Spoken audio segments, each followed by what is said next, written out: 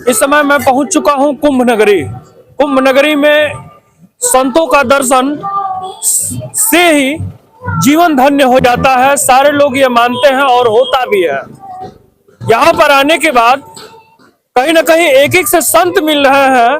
कोई हाथ ऊपर करके कई सालों से हाथ ऊपर किए हुए हैं, और कोई ऐसे साधु महात्मा मिल जा रहे हैं भगवान शंकर के रूप में, हाथों में डमरू, त्रिशूल, मोरपंख, साथ में शंख और मृग छाल की तरह वस्त्र। ये हमारे साथ महात्मा जी मिल गए हैं। हम इनसे जानने का प्रयास करेंगे, इनसे बात करने का प्रयास करेंगे, ये कहां से हैं और कब से ये भेष धारण कर लिए। प्रणाम गुरुदेव। मैं यहीं का रहने वाला हूँ, प्रयाग से छोटे से बड़ा हुआ।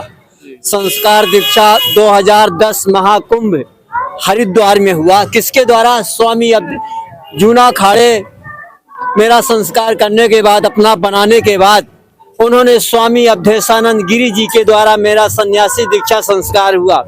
तब ये मैं भेष पाया। अब 2010 महाकुंभ हरिद्वार में उन्हीं के द्वारा संस्कार हुआ। जूना खाड़े की कृपा हुई दत्तात्रेय नारायण की कि दलदल से मुझे निकाल के इस अवस्था में लाया। गुरुदेव, आप यहीं के रहने वाले हैं? यहीं का हूँ। आप कौन से पंथ से हैं? मैं बताया ना, जूना खाड़ा। आचार्य मेरे स्वामी अवधेशानंद गिरी जी नागा साधु हैं। तो जूना खाड़ा बताया तो नागा सन्यासी। गुरुदेव, हमको क्या मालूम, आप बताएं। नहीं, ये भेष ही है। आज श्रृंगार पर हूँ मैं, भस्मी पर रहता हूँ। जी जी। आज श्रृंगार पे। आज श्रृंगार महाकुंभ हरिद्वार 2010 में। हाँ। फिर उसके बाद घर नहीं जाते? जब पिंडदान हो जाता है स्वामी जी के द्वारा, आचार्य गिरी जी महाराज, स्वामी अवधेशानंद जी, तब अपना पिंडदान हो गया अपने सगे परिवारों का, और अपना भी तो वहां से मेरा उनका रिश्ता नहीं रह गया। मैं संसार में विचरण करता हूँ। गर्मी के दिन में केदारनाथ चला जाऊंगा, बद्रीनारायण, वहां पर ऐसा मेरा जीवन रहता है। गुरुदेव, जब इस तरीके से देखा जाता है कि इस तरीके से कोई झांकियां निकलती है, चाहे जो भी है, तमाम से टिप्पणियां निकल के सामने आती है। लोग ये कहते हैं ये बदनाम कर रहे हैं कहीं भगवान को, क्या कहेंगे इस पर? तभी तो मैं अकेला रहता हूँ, अलग रहता हूँ। आपको भी किसी ने बोला कि ये सही नहीं है? आप जिसको पूजा करते हैं। मैं संसार में विचरण करता हूँ, इसी ढंग से मेरा सम्मान होता है। यहाँ केदारनाथ भी इतनी भीड़ में दर्शन करने के लिए मीडिया वाले आ गए और उन्होंने दर्शन कराया मुझे केदारनाथ बाबा के।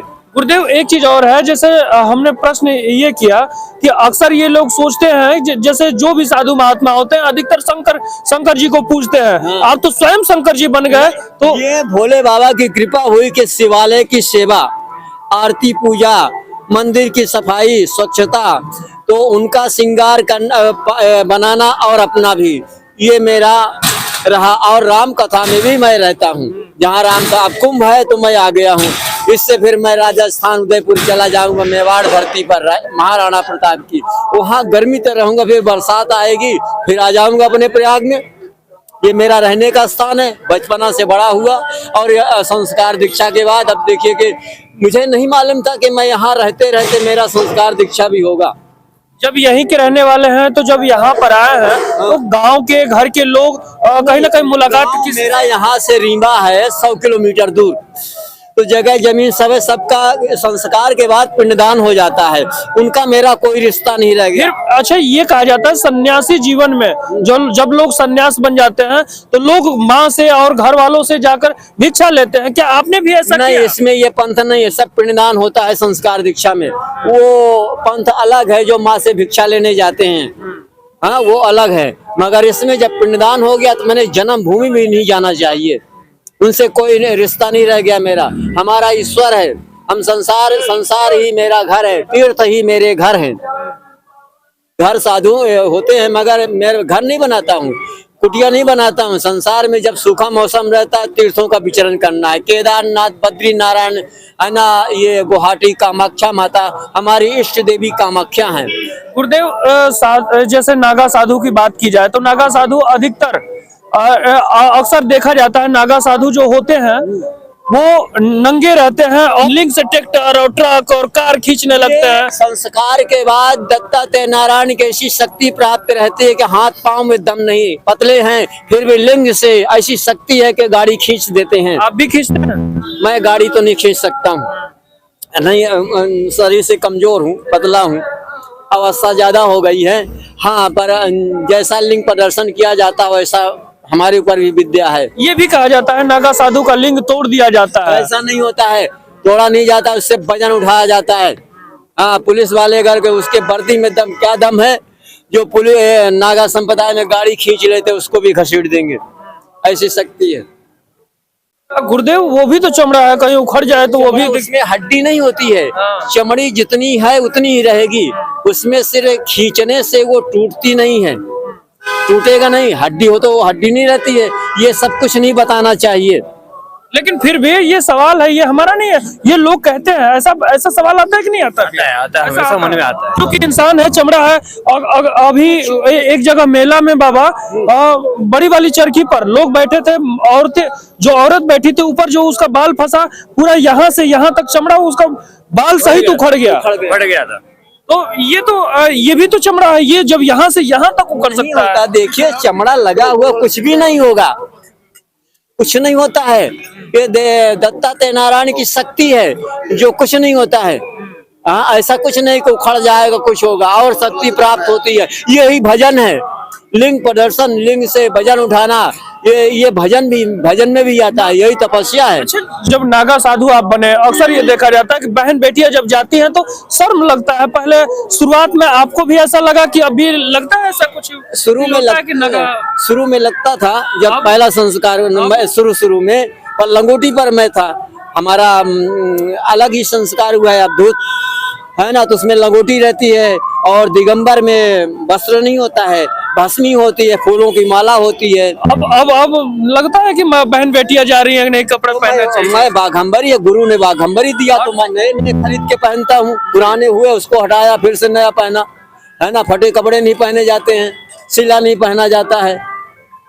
नहीं, मैं इसमें पहले जब साधु नहीं हुआ था, इतना धतूरा पाता था तो काम शक्ति को जला देता है, धतूरे में वो ताकत है।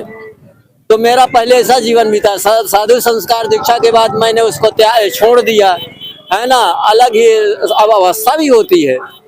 64 साल का हो गया हूँ, 64 साल के इंसान को लाइए बूढ़ा दिखेगा, है ना। मैं भोजन पानी से कम ही पाता हूँ, है ना। एक टाइम पाया, अगर मिलेगा दो भी चल जाता, नहीं तो एक ही टाइम मिला वही बहुत है। नशा अधिकतर नागा साधु जो गांजा में, और ये विश्वास, गांजा अधिकतर पीते रहते हैं, क्या आप भी वैसा पीते हैं? हाँ, जब संस्कार दीक्षा होती है तो चिलम पिलाई जाती है, ताकि वो साधना मंत्रों का जाप करे, एकांत मन उसका रहे, एक चित रहे, है ना। ऐसा है। नशा में डूबा रहे तो अक्सर ये देखने को मिलता है गुरुदेव। गुरुदेव, एक चीज और है, अक्सर जो अपराध की बात की जाती है तो अपराध नशा में ही लोग कर देते हैं। नशा में लोग, कोई गांजा पी लिया, कोई भांग पी लिया, कोई शराब पी के ऐसा कर देता, फिर कहता कि हमें नशा हो गया, तो हम नहीं समझ पाए। तो ऐसा भी हो सकता है। शराब वाले करते हैं, गांजा पीने वाले भोले के भक्त हैं, वो ऐसा नहीं करते हैं। और उसमें तो शिष्टाचार रहता है। अब जूना अखाड़े के साधु हैं तो क्या प्रणाम थोड़ी करते हैं, जहाँ गलत होगा वहाँ सही रास्ते पे लाएंगे उसको, है ना, दंड देंगे।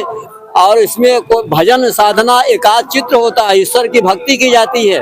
ये नहीं कि चिलम पीकर हम उलपटांग कर, और मन परमात्मा में जाता है, ऐसा है। चिलम पीने के बाद हाँ, ऐसा रहता है, क्योंकि हैबिट पड़ जाती है, एक आदत है। वो नशा, भोजन मिले ना मिले, मगर नशा मुक्त भारत कहा जा रहा है। आप वो चीज अलग है, ये भोले बाबा का प्रसाद है। प्रसाद के रूप में तो बच्चों को भी तो पीना चाहिए। नहीं, बच्चों को नहीं, सिर्फ सन्यासी को पीना चाहिए।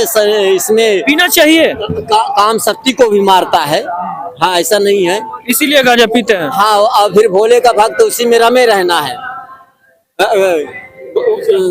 मन को उसी में रमाए रहना है, भोले बाबा में। मैं नहीं पीता, मैं पीता था, अब छोड़ दिया हूँ। छोड़ दिया हूँ मैं। भांग का नशा पाता हूँ। भांग खाते हैं? भांग का नशा दिन भर में कितना चल जाता है? 2 गोली बस, वो भी सूखा। पहले कितना चल जाता था? पहले जमाने में शाम को ही खरीद लेता था, जब साधु नहीं बना था। कितना?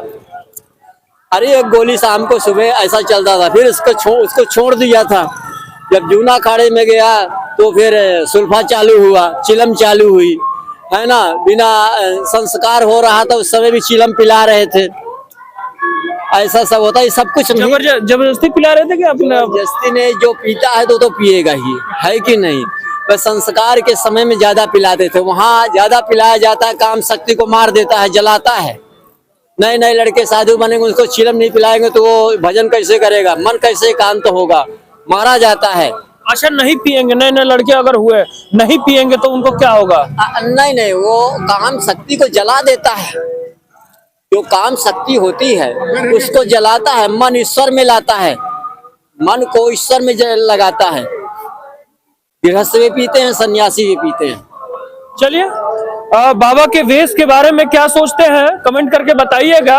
क्या ये ब्रह्मांड सर्वोत्तम सर्वश्रेष्ठ सर्वगुणिले आदिनाथ भोलेनाथ सम श्री महादेव को वर्णन करते हुए 9 घोड़ा 13 तंबू, एक एक तंबू में 100 तंबू, बोलो जय शंभो नारायण की।